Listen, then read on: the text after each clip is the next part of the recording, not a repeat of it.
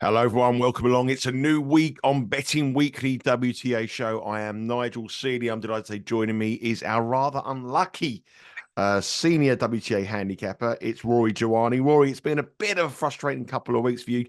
Two of your picks to make the final both bow out at the semi-final stage. Had a Maya yesterday in Abu Dhabi, and Yafan Wang and a monster 25-1.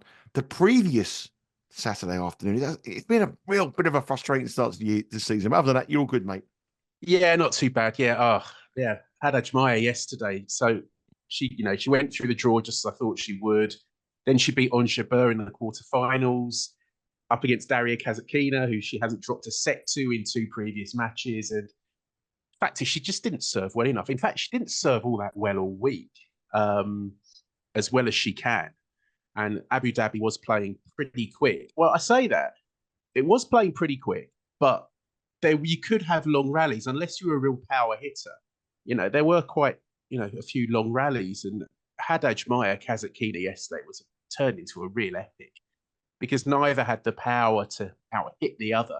I have to say Kasatkina's hitting the ball better than I've seen from her for some time, but she faces Jelena Rybakina in the final, and we know she can't really deal with real power. So I suspect Rybakina will win that comfortably. But yeah, close. It's close, but no cigar, unfortunately. As for Cluj, yeah, I got that all wrong with Towson, who I think is, we've talked about how much we like her, but I think she's going to be one to avoid because, she should have won this tournament. She was the best player on paper, really.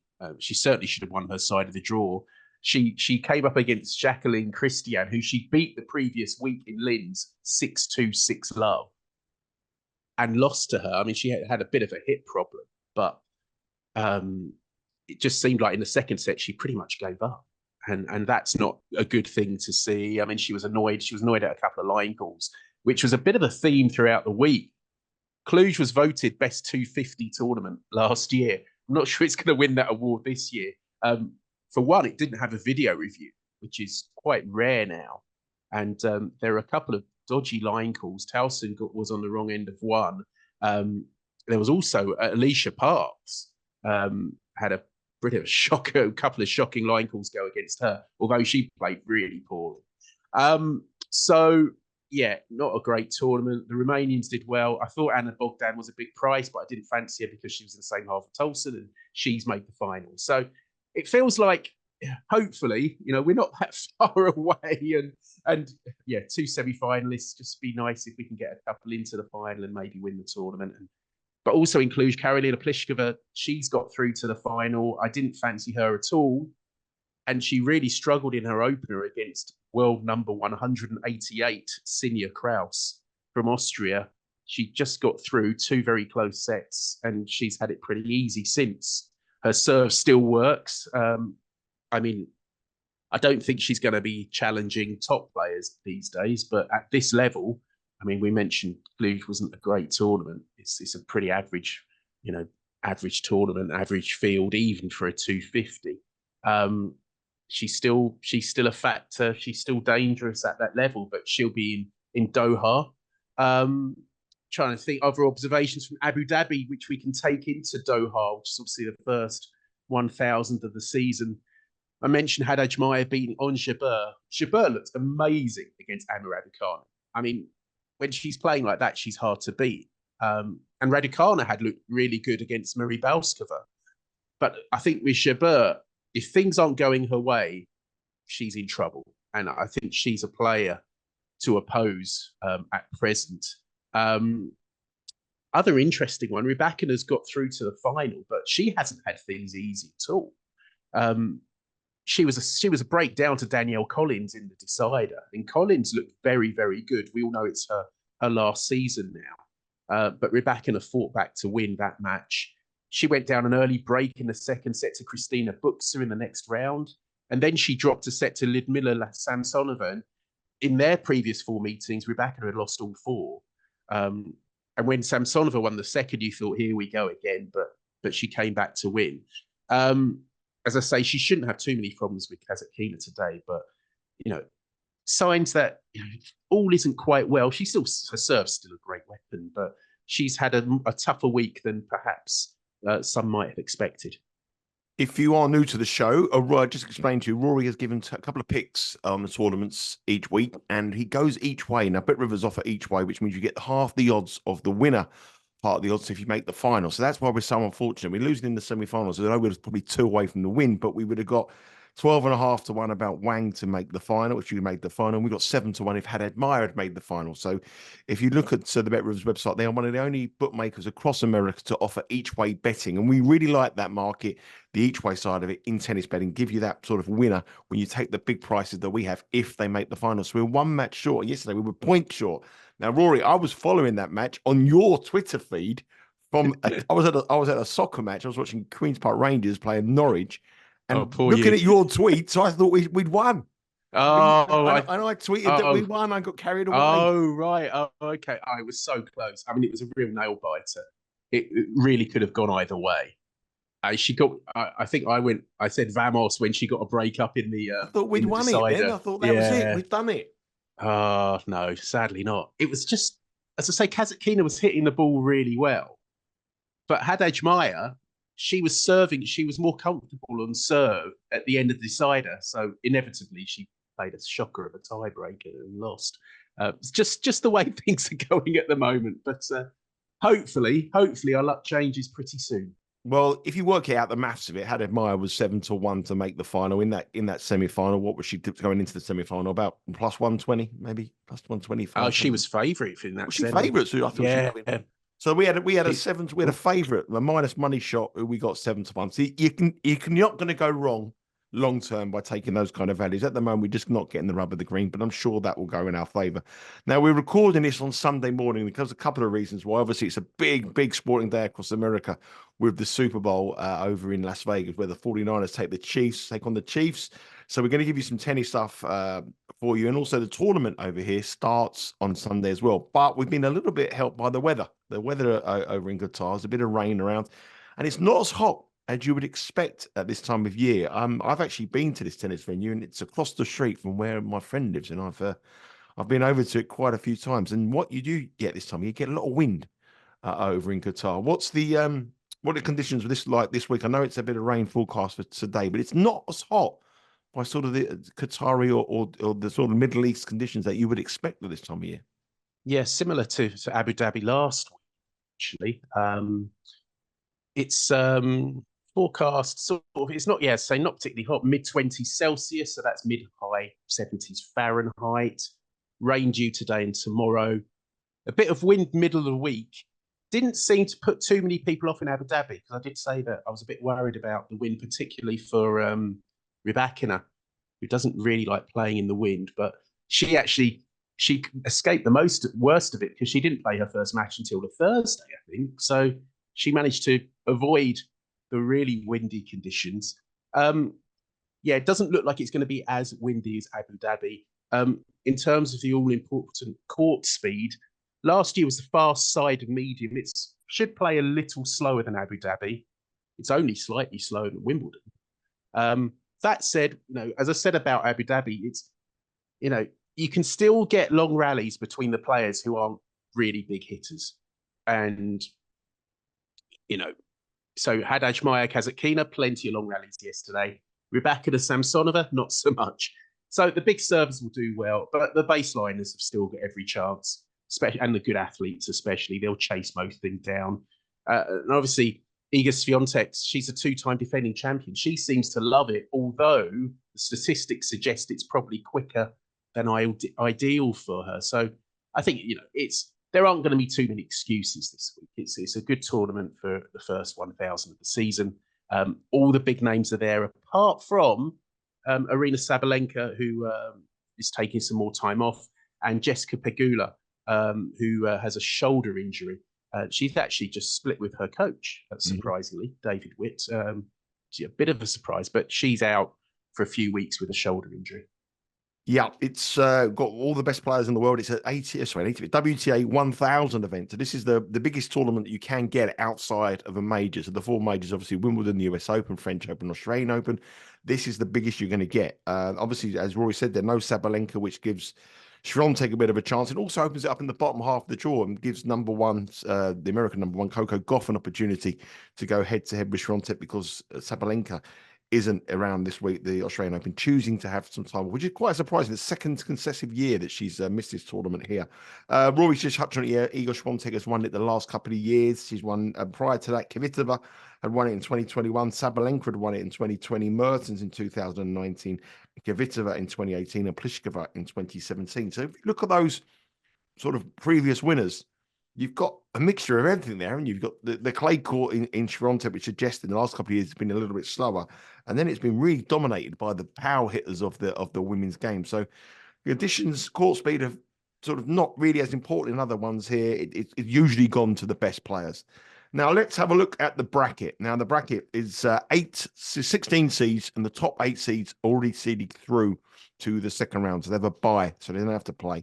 So if it goes to seedings, which women's tennis never goes to seedings, but if it does go to seedings, we have Iga Swiatek up against Alexandrova, the number 1 seed against the 14th seed. Haddad Maia up against Ostapenko's in form. Onjabeur against Garcia, Krejcikova against Sakkari. So that makes up the top half of the bracket. In the bottom half, we have Kenwin Zheng, Samsonova, Navarro, Rybakina, Vondrousova, Kasatkina, and Kudermetova, Gauff. Now that is the top half and the bottom half. I wouldn't really say there was much of a huge advantage in the top to bottom. Probably more favourable in the top half, but there is that Iga Swiatek there, and there's some very dangerous floaters in that top half of the draw. Some qualifiers have come through, in particular Andreeva, who plays a mouth-watering first-round match against Schneider. It's very, very interesting to see how they get on, because Schneider obviously won the tournament, was it 2 weeks ago in Thailand? Did she win in Thailand?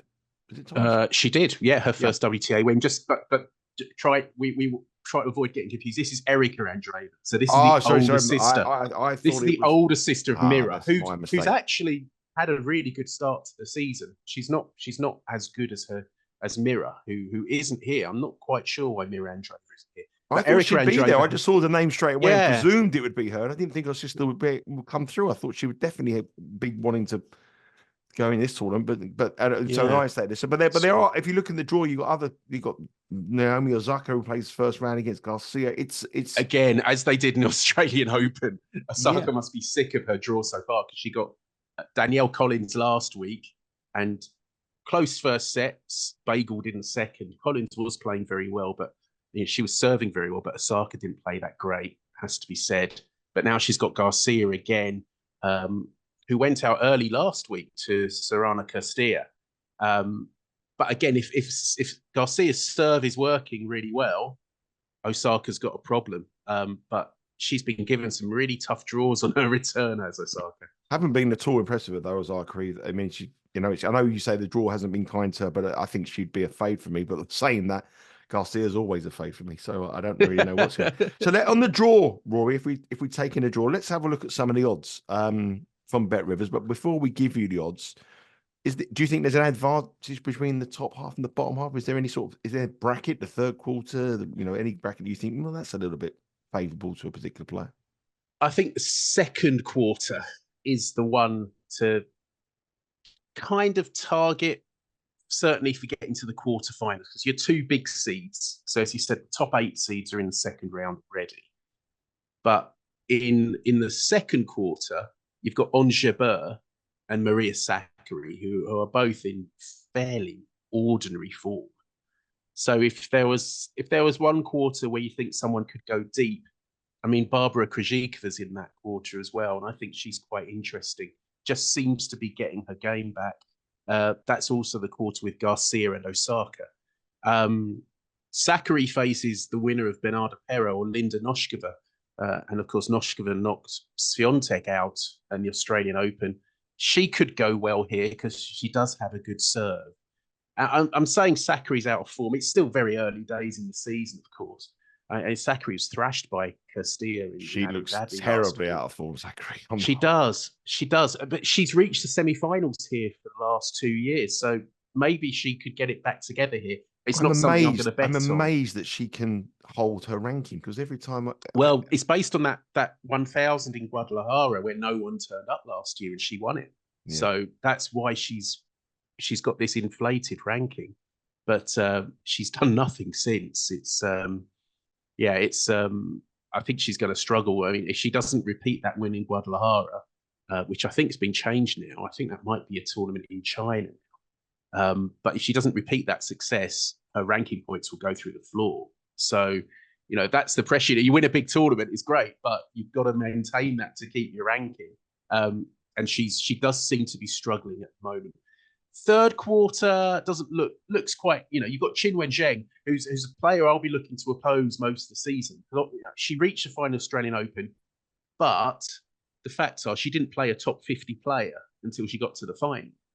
So the draw went so well for her. Everything went her way. And obviously she got smashed by Sabalenka in the final. No disgrace in that. But I still think Zheng, she ranked number 7 now. I still think she's a long way behind the big 4. But they are interesting draws. The top one looks tough. I mean, Swiatek is obviously the favourite, but Ostapenko just in such good form at the moment. She played really well in Linz. Especially considering she'd been in the Australian Open doubles final, not long off the flight, got to Austria, barely had any practice time, managed to beat Clara Tolson, obviously let the form down a bit last week. But Ostapenko, she beat everyone easily the rest of the week. Good players as well, like Anastasia Pavlyuchenkova, and she beat Ekaterina Alexandrova in the final. Her final set against Tolson was a great watch, actually. It was really entertaining. It wasn't if you're on Towson at 20-1 to win the tournament. It was terrible. Yeah, well, I was in the same boat. Yeah. But and I bet her plus 130 to win the match as well. I mean, I think she missed match points. And it was she had match points, yeah. Ostapenko in that final set, at times, she was just unplayable. She's just striking the ball beautifully. And her serve's been very good as well. I think that's been very impressive, especially in the final against Alexandrova. Her first serve has become, I don't know if she's been working on it in the off-season, but it's become a real weapon. It's really hard to deal with. It's fast, it's accurate. It seems to skid a bit as well. It's a very big weapon. And I just think she's quite possibly a form player in women's tennis at the moment. And I think she could go a long way here. And I think I remember last season saying to you, I'm not backing Ostapenko again because we know she's temperamental. There are several disclaimers attached. And I'm not going to say she's a reformed character. I mean, she's still a bit temperamental. She's horrible at challenging line calls. I mean, she thinks everything's in. So she loses her reviews in no time. She's like Shane Watson in the cricket. But, she does seem better able to deal with setbacks. Before, a bit of a noise from the crowd, that would put her off. A bad line call, she'd be in a funk for 2 or 3 games. Recently, she does look as though she's able to just move on and play the next point. And we know she's always been a great hitter, but just seems to be coming together again.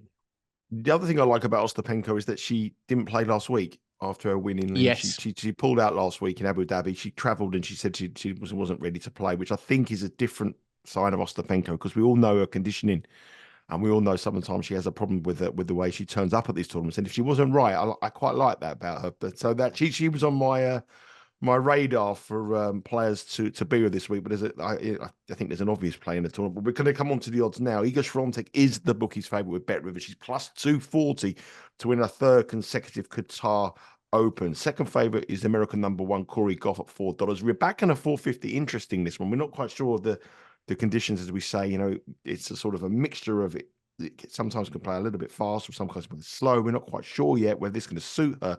But obviously she hasn't even played the final yet in Abu Dhabi. I know it's not far and she has a rest day, but I think that is a hindrance, plus 450. Zheng is 16-1. Samsonova is 16-1. Krejcikova, 18-1. Ostapenko at 20. Very attractive price there, 20-1. Ons Jabeur, not convinced by Ons Jabeur. I know she's going to get a lot of support over there in the Middle East, but at 20-1. No way. Vondrousova for the Wimbledon champion, 25, who hasn't done really anything since shocking the tennis world by winning the Wimbledon championship. 25-1. Haddad Meyer at 28-1. Zachary, we've already touched on her, 28-1. Azarenka, another one with a good record here. But Azarenka, every tournament we preview, she's got a good record on it. 30-1. Noskova, 33. Osaka on the comeback trail, 31. Kasatkina, again, must be exhausted from the exertions against Haddad Meyer. And then a final, 40 to 1, and Garcia at 40 to 1 as well. So they are the leading contenders to lift the title.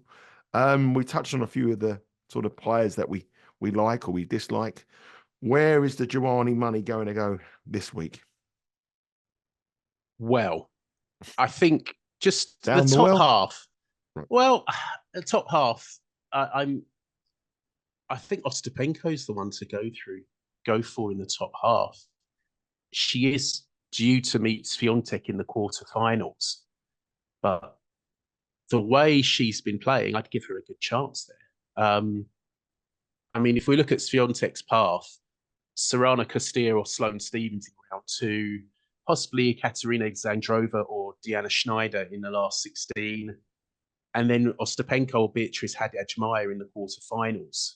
You've also got Azarenka in there, Yeah, who's capable of doing anything on the day. I do believe the winner of that little mini section, the first quarter between Swiatek or Ostapenko or Swiatek, Ostapenko or Haddad-Maia, they'll beat Jabeur, Zachary, Garcia, whoever comes through as their semi-finalist opponent. I'd say it's more likely. I mean, in that second quarter, I think Krejcikova could be the one to get through it, but you'd have to fancy the player from the top quarter, Swiatek or Ostapenko. Although part of me in my mind, I'm already thinking if Ostapenko beats Swiatek, I might hedge a bit in the semis because we know what Ostapenko can be like. In the bottom half, Rybakina, who's in the third quarter, her path, Lin Zhu or Varvara Gracheva in round 2, shouldn't have any problems there. Emma Navarro and Elise Mertens in round 3. As you mentioned, Mertens is a previous winner. Actually, funny enough, when you were going through that list, because I've got that list as well, and I went back and 1 year further. Carla Suarez Navarro won this tournament, not a few years back. So she's nothing like a power hitter. And so, as you say, it does suit all kinds of player. But back to Rybakina's path, quarterfinals, Qinwen Zheng or Ludmila Samsonova. Obviously, they just played yesterday. And then probably Coco Gauff in the semis. The bottom quarter, I think it looks really good for Coco Gauff, to be honest. Donna Vekic or Katerina Siniakova in round 2. Danielle Collins could be tricky in round 3.